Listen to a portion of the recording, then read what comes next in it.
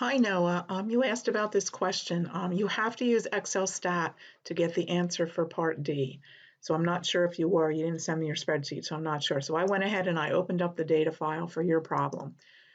And here's your variables. So for Excel stat, and what I want to do, when you're going to do the prediction down here in part D, what you need to do is you need to add in the values that you want to predict for in some blank cells. And I like to put them down below here so we know exactly what we're talking about.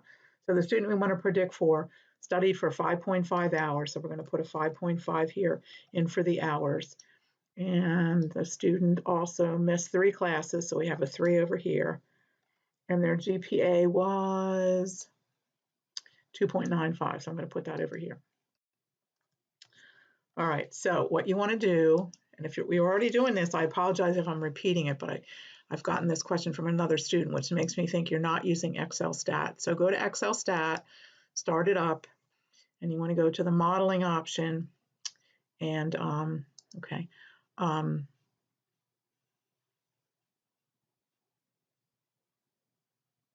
with me for a second.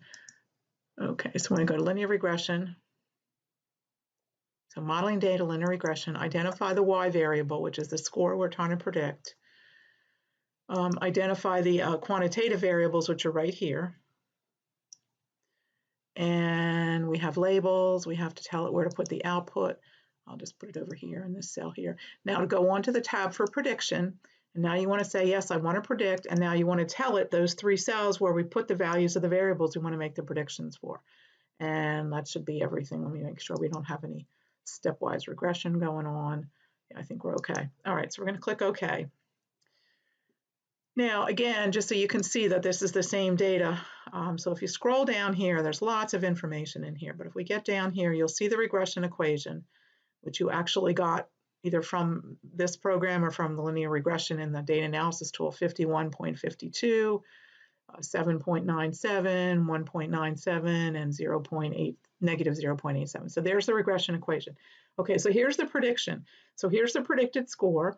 And this is a little tiny bit different than what you did, which makes me think maybe you did this by hand, but that's okay because they're going to allow you a little bit of variation on the answer.